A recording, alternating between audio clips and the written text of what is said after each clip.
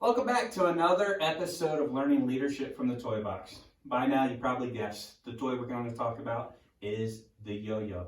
Last episode, we talked about the Rubik's Cube, and I shared a book, Toy Box Leadership. Some of the ideas that I got for these messages came from there. And so let me share a little bit of the history and some of the things about the yo-yo from the book. At the height of the Watergate scandal, President Richard Nixon went on stage at the Grand Ole Opry in Nashville, Tennessee. He didn't sing, give a speech, tell jokes. Instead, he played with a yo-yo. The yo-yo belonged to Roy Cuff, who incorporated yo-yo tricks in his act for years. After the show, the president signed the toy and presented it to the singer. Years later, that item was sold at the estate auction for $16,029, making it a world record at the time for the highest ever paid for a yo-yo. Historians agree that the yo-yo is the oldest toy in history, or one of the oldest toys. However, they disagree on its point of origin because it seemed to appear in multiple sites at various times. Similar toys have been documented in China around 1000 BC and then 500 years later in Greece. The most unusual theory is that it evolved from a 16th century weapon used by hunters in the Philippines. The first mention of the toy in North America was in the patent obtained by James L. Haven and Charles Hedrick in 1866. Throughout history, this toy has been known by various names, but an article in 1916 issue of the Scientific American Supplement gave detailed instructions on how to make this Filipino toy and called it by its island name, the yo-yo. The modern yo-yo craze began in 1928 when Pedro Flores trademarked the name yo-yo and began manufacturing thousands of units per day. 2 years later, Flores sold his business to Donald F. Duncan, a toy marketing genius. His new Duncan yo-yo would dominate the market for the next 35 years, accounting for up to 85% of the yo-yos sold in the United States, including an astonishing 45 million in 1962. Duncan would say that the success of the yo-yo could be attributed to his annual nationwide yo-yo contest more than anything else. At these events, the average person could recognize the excitement and creative potential of this toy. Today, people of all ages still love the yo-yo because of its simplicity and nearly limitless possibilities. I remember as a kid, I loved the yo-yo. I loved the tricks. I wanted to sleep the dog around the world and all those tricks. In fact, I loved the yo-yo so much as a kid. I still have this. I have my yo-yo book. In it teaches you how to walk the dog. Teaches you flip-flop, tick-tock, all sorts of things that would teach you how to yo-yo. As a kid, I loved playing with the yo-yo. As I got older, I loved watching yo-yo competitions from time to time on YouTube. Especially back in 2015, there were some amazing people that could do amazing things with this simple little toy. And today we're going to talk about this simple little toy called the yo-yo and connect it to leadership skills. And the leadership skill that I'm going to connect it to today is that of creativity. So I have 4 points that I want to cover about the yo-yo. First, you have to what? Release the yo-yo. For the yo-yo to go anywhere, it needs to be released. If not, it'd probably make for a good paperweight or an item that's on your shelf. For it to be released, what needs to happen? You need to let it go. For creativity, it'll stay dormant until you release it. Once again, for creativity, it'll stay dormant until you release it. The second part of a yo-yo is at the bottom when it is circling. I call it sleeping. At the bottom of it, we call that the second point of creativity, revolving. See if I can get it to go. Earlier I couldn't get it to go. By the way, if you ever have a yo-yo and it won't sleep, there's a couple of tricks that you can do. First, you take the yo-yo off, let it drop. There could be multiple reasons why it won't work. Normally for me, it's all twisted up. So now it is not twisted. See if it works. Sometimes you need a new yo-yo string. Sometimes there's a knot towards the center of the yo-yo. Sometimes it is as simple as unwinding the string. Oh. There we go. So, think about this. The revolving. I think their world record at one time was like 13 minutes. I didn't even do it for 13 seconds there, where it is in the center of gravity, it's rotating. And it's sitting at the bottom, it's sleeping, it's revolving. Sometimes creativity takes time. One of my favorite things is to look back in history. Thomas Edison, we could talk about all sorts of his inventions, but let's take the alkaline battery.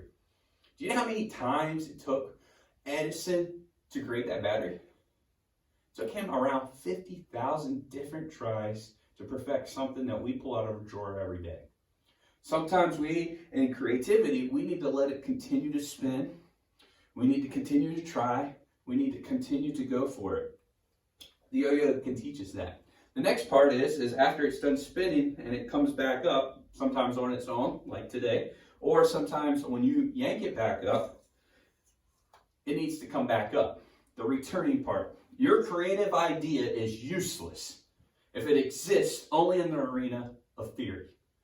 It's useless. Okay, let me give you an example. I love football. So imagine this. You're watching a football game. The team gets together. They create a huddle. They come up with this amazing plan. They keep talking about it. What happens? They talk long enough. The referee blows his whistle. 5-yard penalty. Back it up. Okay, let's get back in the huddle, guys. Let's talk about that play, guys. It's a really good play. We could do this, and make sure you go this way. All of a sudden, whistle blows again. 5-yard penalty. Back up.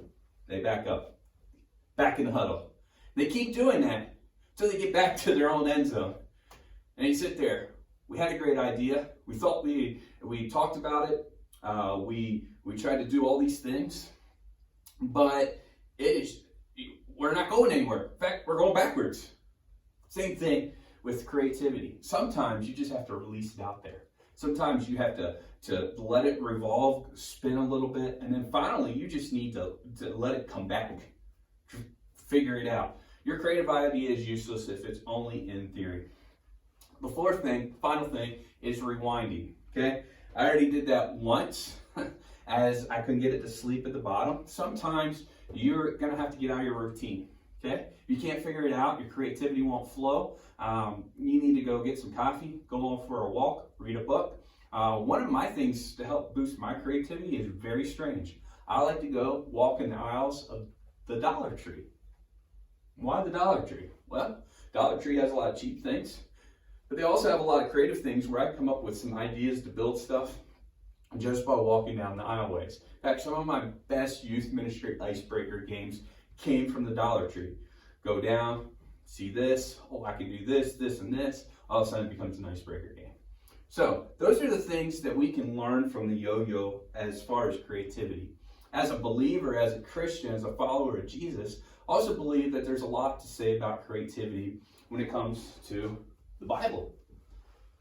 We're going to open up the Bible, very first book in the Bible. If you're not familiar with the Bible, you can find the Bible app on your phone. You can find a Bible almost at any store, like bookstores and stuff like that. Bible app's probably the easiest. If you were close to me, I'd make sure I put a Bible in your hands. In the very beginning of the book, in Genesis, it talks about how God created the world. You see, God is creative. In fact, he's the most creative thing. He created this whole world. Now, what does that mean? Some of the things that he created. He created snowflakes. Do you know that there are so many snowflakes that fall during snowfall, but not one of them is identical? They're all different. Flowers, take the rose. The rose petals on that rose, all significantly different. They have different prints on them.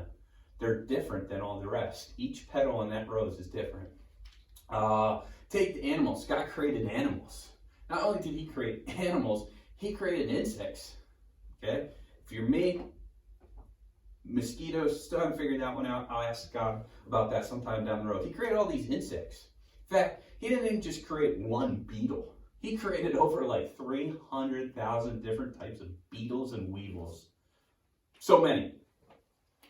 How about the stars? We look at the sky, especially in the country. When you get out into the country away from city life, you live in the country, you see the stars, so many stars. God created those. Think about the individual. Think about you.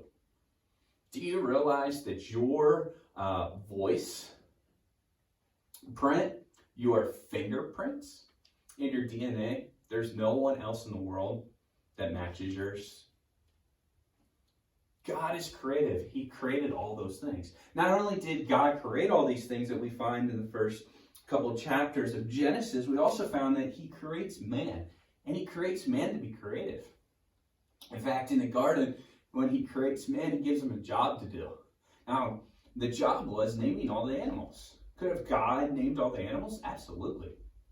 But you see, he gave Adam, first man, that responsibility so he could create, give names to animals. You see, each of us is creative because God is creative. Now, your terminology of creativity, creative, is going to differ. For some people, when you say creativity, creating things, you think of painting a picture, a sculpture. For me, when it comes to my creativity, sometimes it has to do around graphic design, website building, creating videos. I'm gifted in those areas. But you know, I've learned creativity is in so many different things. I've watched somebody make a meal and see creativity poured into cooking and preparing a meal for others. I've seen creativity in the way people speak and communicate, not just through the verbal, but also through the nonverbal skills as they care for people as they speak to them. I've seen some dirty jobs across the world. I've been in some dirty jobs. I worked in sheet metal. That's pretty dirty, dusty and stuff. I saw some creativity by some welders where the project seemed to end, but they could go back and about fix anything. In fact, I'll confess, this one's known in sheet metal. I was driving a forklift one time, and I didn't check to see how far that forklift was up. And I went outside and I didn't check my clearance, and I took off the garage door. Thought I was done, thought I was going to be fired the next day. Coming the next day to find out it's a sheet metal place. They had that whole garage all fixed up, got it all welded back together. They got all the bends out of it, the brakes of it, reformed it, all sorts of stuff. I think they even painted some of it. Like, they fixed it all new again. I was safe. I kept my job. Creativity comes in so many different styles, so many different looks. And so from the yo-yo perspective, you can do all sorts of things with the yo-yo. And I messed it up pretty bad again. I need to practice my yo-yo skills. We can learn that it needs to be released, that it revolves, that we need to return, and sometimes we need to rewind. For us as leaders, we need to continue to tap into our creativity, even if it's not flowing. Make sure we continue to work at it. Remember Thomas Edison, 50,000 times just to get the household battery that you find in the drawer to put in your control over your TV, to turn your TV on. Keep using creativity. And here's one last thing before we go. If you're not creative, say in website building, making videos, graphic design, find people that are creative and put them with you in your boat.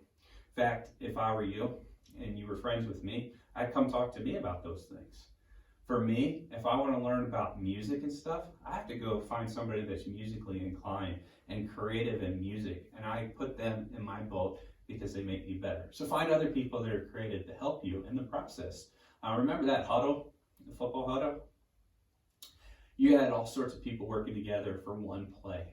creativity normally flourishes when there's a group of individuals working towards one common goal, and they don't just keep talking about it, they actually do it. So thank you again for listening. This has been a conversation about learning leadership from the toy box, looking at the yo-yo, hoping to do more toys in the future. So check back later for another episode. Thank you.